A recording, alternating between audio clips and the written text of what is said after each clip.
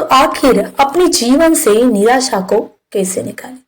तो देखो, निराशा एक क्या है? निराशा एक फीलिंग है जब आप अपने जीवन में घटे हुए किसी भी इंसिडेंट को लेकर निराश होते हैं या डिप्रेस होते हैं, या आप किसी भी चीज के बारे में बार बार सोचते हो जिससे आपको अच्छा फील नहीं होता, आपको बुरा लगता है, आपको सैडनेस फील होता है।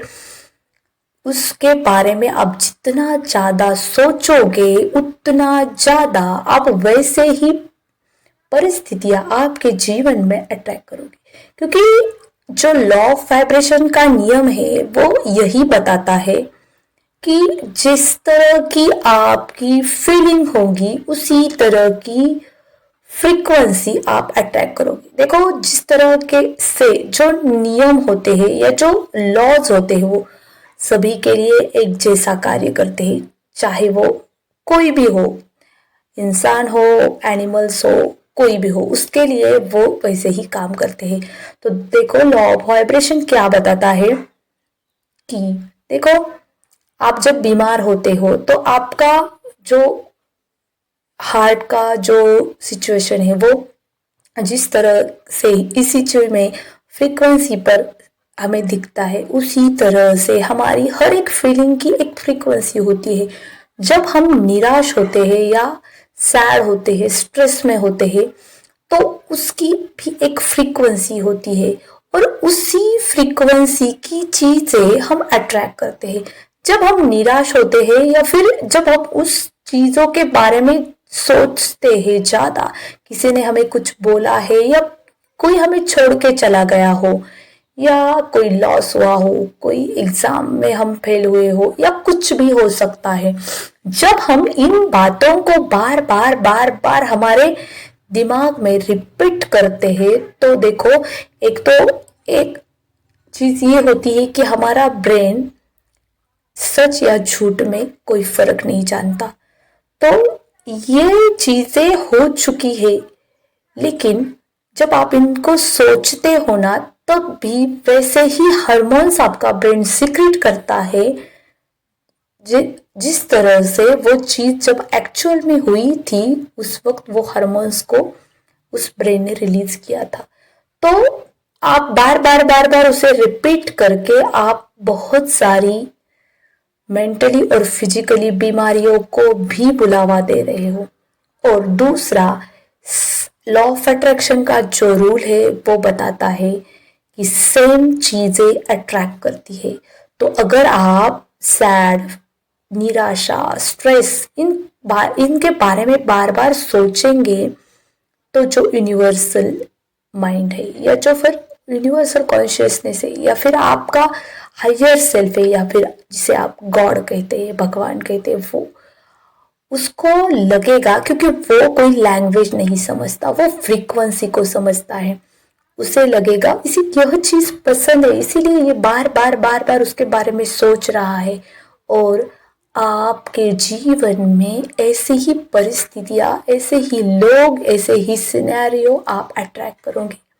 तो इसीलिए आपके जीवन में चाहे कितना भी बुरा हो चुका हो या आज आपके जीवन में आप बहुत दुखी हो, स्ट्रेस में हो, वरीज में हो, चाहे जो कुछ भी हो, लेकिन आपको अपने ब्रेन को, आपके सबकॉन्शियस माइंड को इस तरह से प्रोग्राम करना है कि सब कुछ ठीक है, सब कुछ ठीक है, ऑल इज वेल।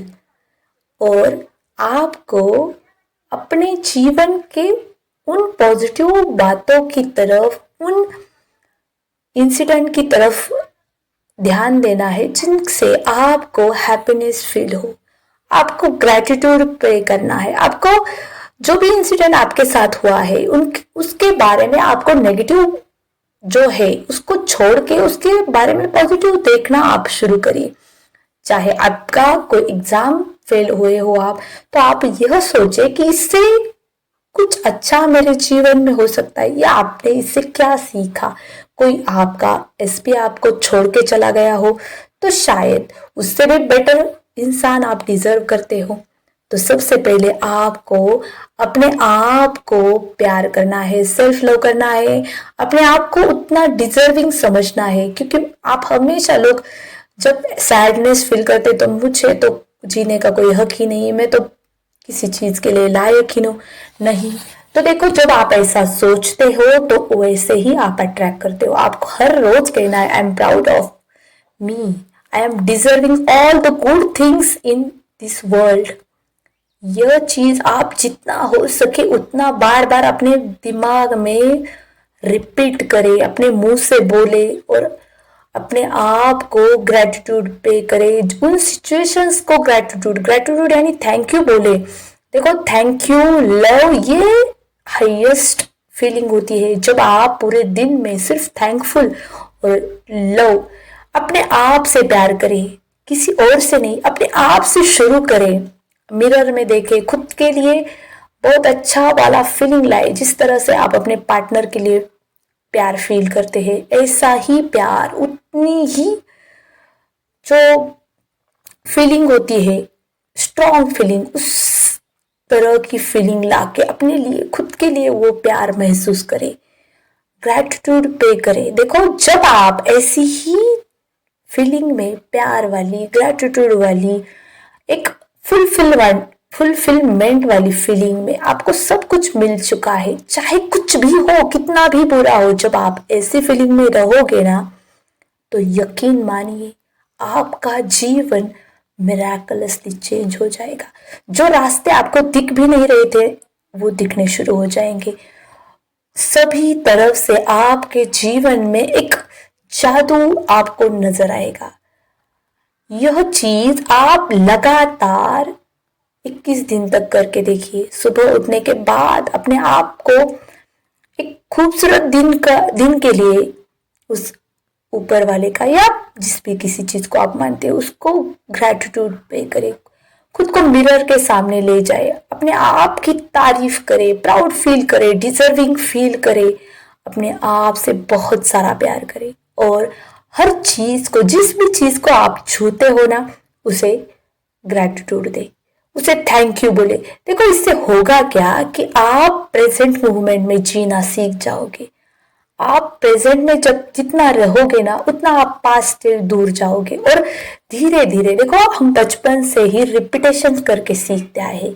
जिस तरह के चीजें हमने रिपीट की वैसे ही हम सीखते गए। ये जो है ना, फियर या डर या स्ट्रेस, निराशा, यही भी चीजें हमने मीडिया से या फिर बाहर की सोसाइटी से ली है। चाहे जो कुछ भी हो, हमारे अंदर में कुछ कमी है, इसी वजह से हमारे जीवन में ये परिस्थिति आई है। अपने आप पर उसकी रिस्पॉन्सिबिलिटी ले और इससे बाहर निकलने के लिए अपने आप को चेंज करें, ना कि बाहरी परिस्थितियों के चेंज करने की कोशिश करें। क्योंकि बाहरी परिस्थितियों से चेंज नहीं किया जा सकता। अपने आप को चेंज करो, ग्रैटिट्यूड करो, सेल्फ लव करो, होपोनोपोनो प्रेयर करो। देखो, अपने आप के लिए, अपनी हर चीज के लिए, जो भी आपके अंदर फीलिंग से, जिनको आप निकाल नहीं पा रहे हो या किसी से झगड़ा हुआ है, आप माफ नहीं कर पा रहे हो, तो I am sorry, please forgive me, thank you, I love you, इस चीज को बोले, इस होपोनोपोनो प्रेयर को करके देखे। जब आप ये 1 2 3 एक्टिविटी मैंने जो